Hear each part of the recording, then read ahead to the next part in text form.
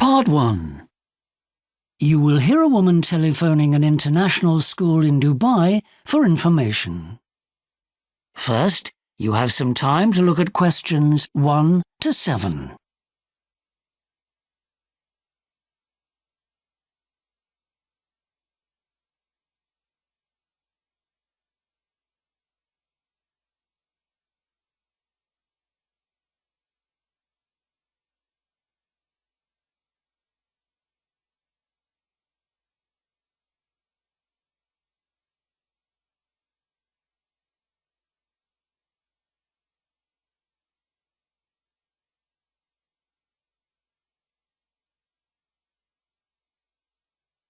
Now listen carefully and answer questions 1 to 7. The International School, how can I help you? Good morning. I was wondering if you could give me some information. I've just moved to Dubai and I have a boy of 8. I'm looking for a school for him. Could you give me some details about your school? Yes, of course. The lower school takes children aged 4 to 7 and the middle school is for those aged 7 to 13. Children then go on to one of the senior schools in the area until they're 18. My neighbour told me you're near a golf course. Is that right? Yes, that's right. There's one just across from us. Right. Could you give me the address? Of course. We're in Meadows Drive. That's Meadows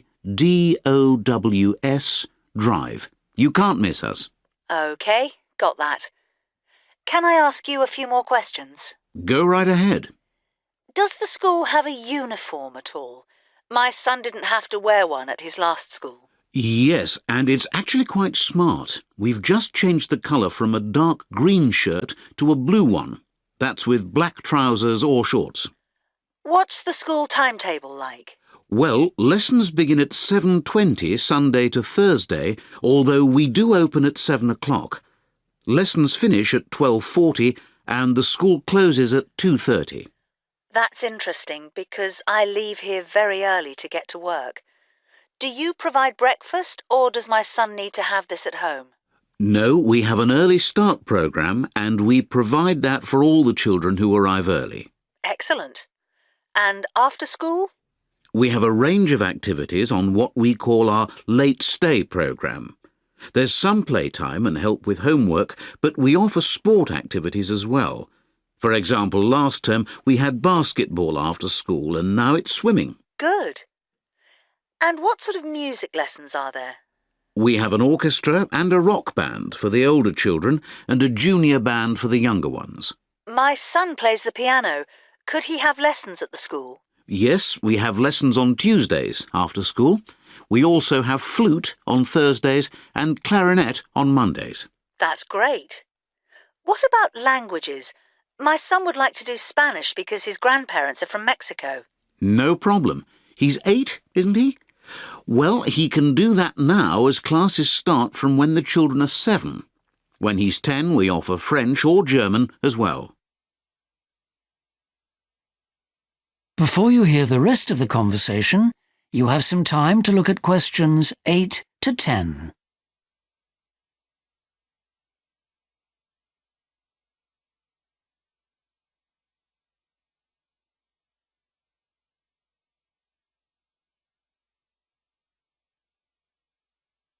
Now listen and answer questions 8 to 10. Now, what about enrolment? Could I come along sometime and see the head teacher? Yes, indeed. Her name's Elizabeth Rose. She's usually free to speak to parents most days. Well, I could come in on Wednesday next week. I usually have a free day on a Tuesday, but that's been changed for next week. OK. Would around 9:30 suit you? Could we make it a bit later, say 10:15? I have a dentist appointment at 9:40. Great. Now, the head will give you a guided tour, of course, but is there anything special you're interested in? For example, some parents are interested in speaking to the sports teacher. Oh, I think it would be great to have a word with the science teacher. I think that's a subject my son will be very good at. OK. We have a break for coffee at 12, so you can do that then. I'll make a note of that. I should also tell you that on that day you'll be able to see some of... That is the end of Part 1. You now have 1 minute to check your answers to Part 1.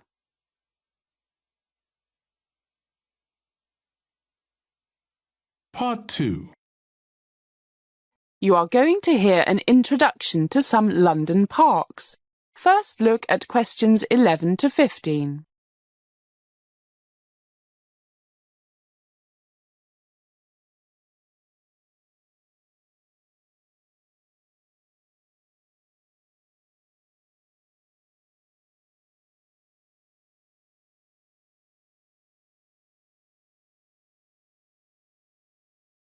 As you listen to the first part of the talk, answer questions 11 to 15. Good morning, everybody, and welcome to the London Parks Society. It's a lovely day, so in half an hour or so we'll go outside and start our tour of some of London's famous royal parks. But for the next half an hour or so, while we enjoy our coffee and biscuits, I'll tell you something about some of these wonderful parks, a brief history, and some of their special attractions. I also have a few slides to show you. First, what do we mean by Royal Park? In short, they once belonged to or were established by order of a King or Queen of England, or at least a member of the royal family. And it's a good job they did. They provide quiet and natural scenery, places that we might not be able to enjoy today if our former rulers had just put buildings everywhere. Let's start with the most famous, Hyde Park. This park offers some of London's finest scenery and covers 630 acres and a perimeter of 4 miles. I know we have friends from France here, so I'd better give it in metric. That's about 260 hectares and 6.5 kilometres. Hyde Park dates back to 1536, when King Henry VIII got the land from the monks of Westminster Abbey.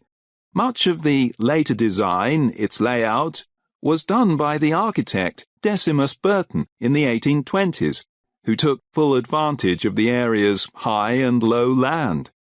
It was the original site of the Crystal Palace, built for the Great Exhibition of 1851, the original ancestor of today's World Expos, like the one that will be held in Shanghai in 2010, I think. So it's been popular for a long time, and not only the people who live and work near the park like it. Many famous rock bands like Pink Floyd and the Rolling Stones have put on big rock concerts here. I still remember the Rolling Stones concert there in, I forget the exact year. It was around 1968 when I was a university student. Now look at questions 16 to 20.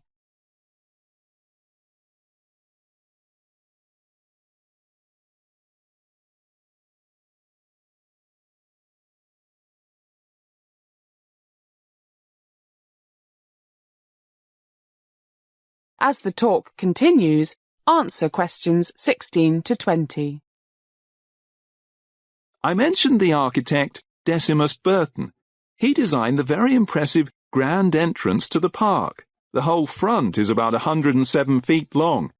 Look at the 4 magnificent pillars that support the central entrance, and that carving on the wall. Here's a close-up of a naval and military procession, and the gates made of iron and bronze, with a beautiful Greek-style flower design. One of the most popular sites in the park is Speaker's Corner, in the northeast corner, where you can hear British people exercise their right to free speech.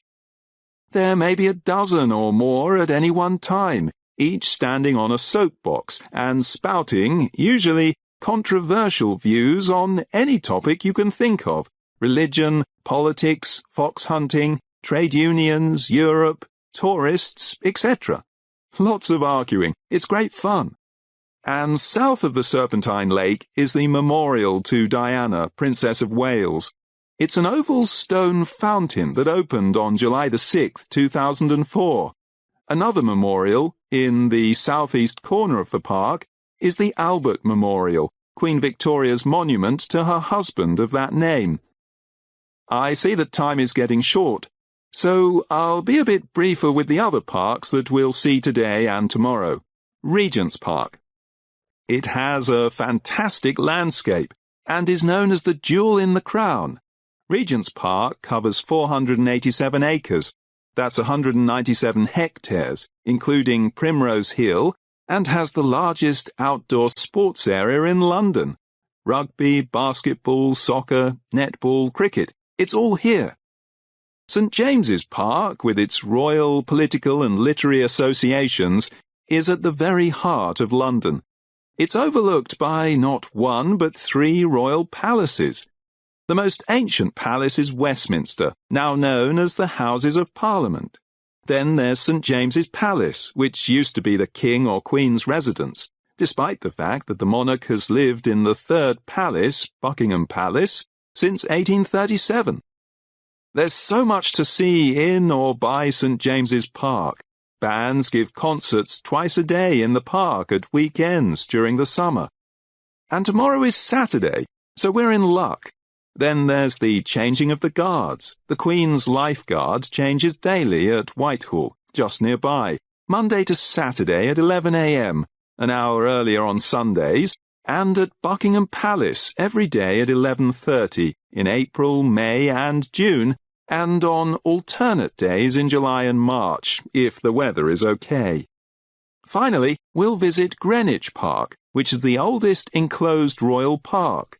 It's situated on a hilltop, with impressive views over the River Thames to the Docklands and the City of London. It contains several historic buildings, including the Old Royal Observatory, the Royal Naval College, the National Maritime Museum and the Queen's House. Well, it's time to go. A 10-minute walk and we'll be at Hyde Park. That is the end of part 2.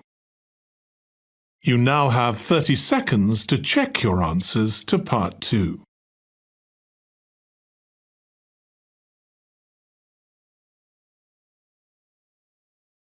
You will hear a discussion between a college tutor and 2 students, Christina and Ibrahim. First, you have some time to look at questions 21 to 26.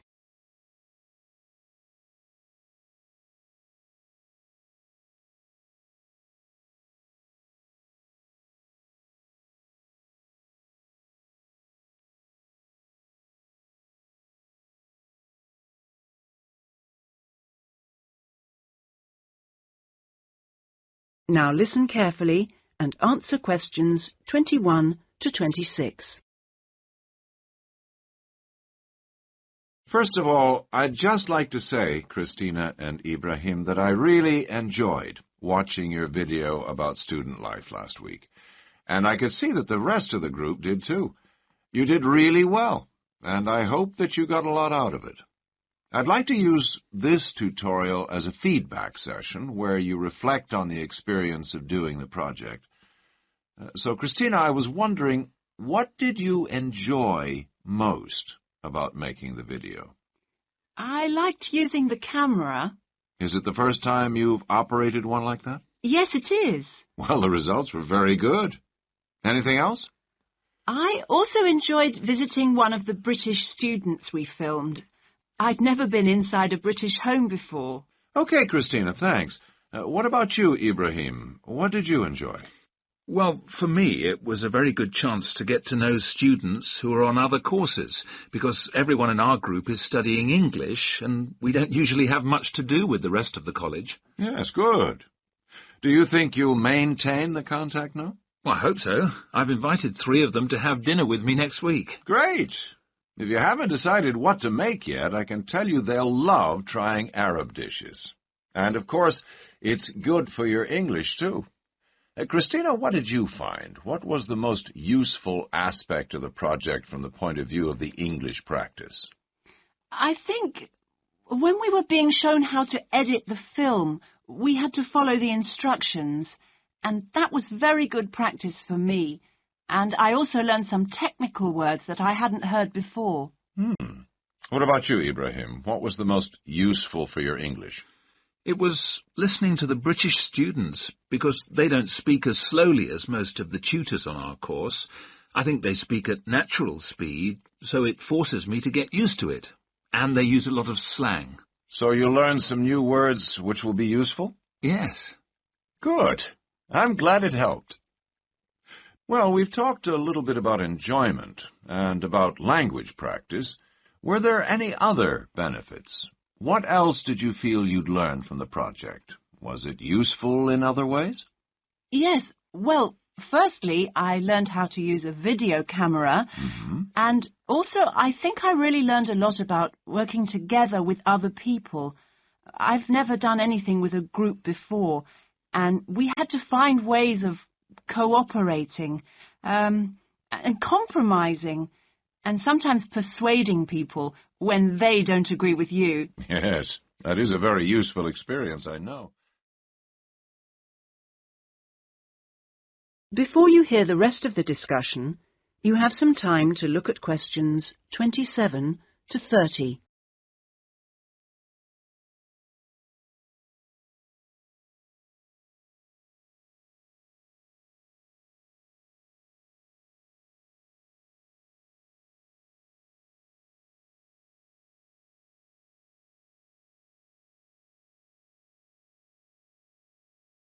Now listen and answer questions 27 to 30. What about you, Ibrahim? Well, I think I learned a lot about how important editing is. When you're filming, you think that everything's going to be interesting, but in fact we cut around half of it in the end, and then it was much better. Good. Well, one last thing I'd like to ask. What mistakes do you think you, as a group, that is, made? I mean, to put it another way, if you had to do it all over again, is there anything you'd do differently? We didn't plan very well. For example, we didn't decide on dates when we'd complete each separate step of the project, and we should have agreed about that in the beginning, because we were always late with everything. Right. Anything else? I think we should have tried to experiment more with the camera. I mean, with angles and the focus and that kind of thing. So you should have been more ambitious. Do you agree, Ibrahim? Not really. In fact, I think we were too ambitious. We were inexperienced, and we didn't have a lot of time, and we tried to do too much, to make a long film. Next time I would make a shorter one and try to get the quality better. Well, that's very interesting. Next semester, we will be doing another video project with a different content, of course, but you'll have an opportunity to put into practice what you've learned this time. Do you have any ideas about That is the end of part 3. You now have 30 seconds to check your answers to part 3.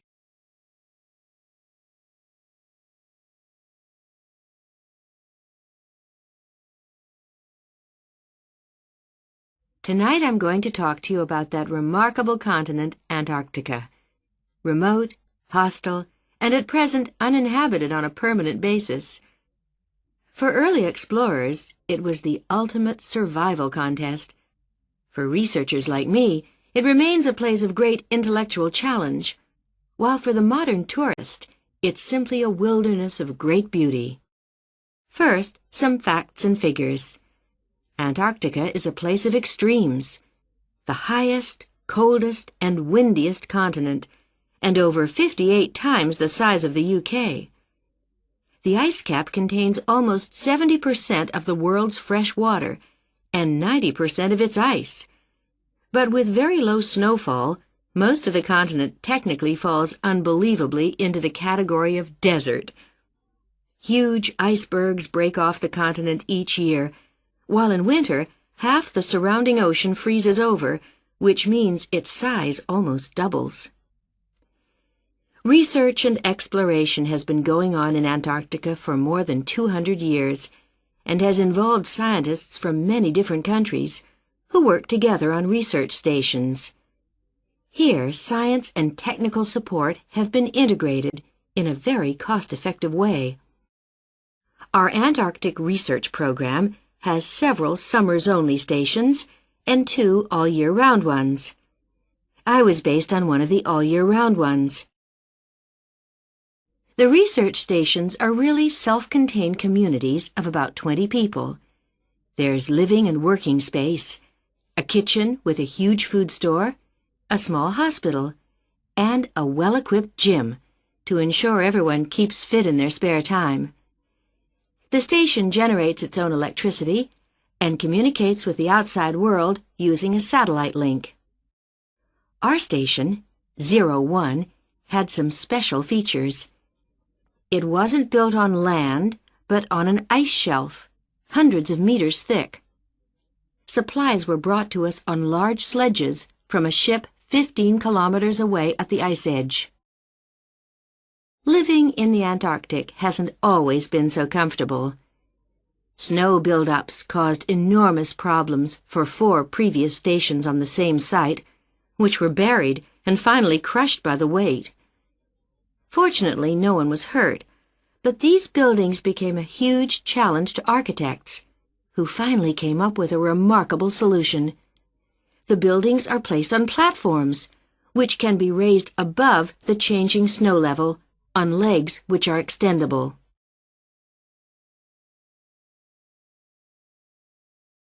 Food is one of the most important aspects of survival in a polar climate.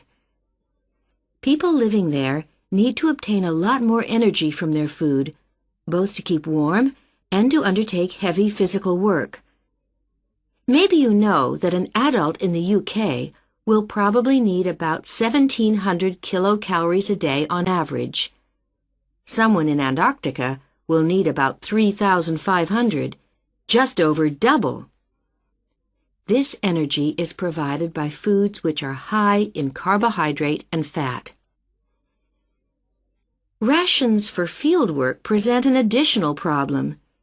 They need to provide maximum energy, but they must also be compact and light for easy transport. Special boxes are prepared, each containing enough food for one person for 20 days. You may be familiar with coffee processed by freeze-drying, which preserves the quality of the food product while making a large saving in weight. Well, this type of presentation is ideal in our situation. It wasn't available to earlier polar explorers whose diet was commonly insufficient for their health. I think that being at the cutting edge of science has a special appeal for everyone working in Antarctica, in whatever capacity. As a marine biologist, my own research was fascinating, but it's perhaps climate change research that is the most crucial field of study. Within this general field, surveying changes in the volume and stability of the ice cap is vital, since these may have profound effects on world sea levels and on ocean currents. A second important area is monitoring the size of the hole in the ozone layer above Antarctica, since this is an indicator of global ultraviolet radiation levels. Thirdly, bubbles in the ice sheet itself provide an index of pollution, because frozen inside them are samples of previous atmospheres over the past 500,000 years, and these provide us with evidence for the effects of such human activities as agriculture and industry. There are an increasing number of opportunities for young people to work for a period in Antarctica, not only as research assistants in projects like mine, but also in a wide range of junior administrative and technical positions, including vacancies for map makers. I hope that the insights I've provided will encourage you to take up these opportunities in this fascinating continent.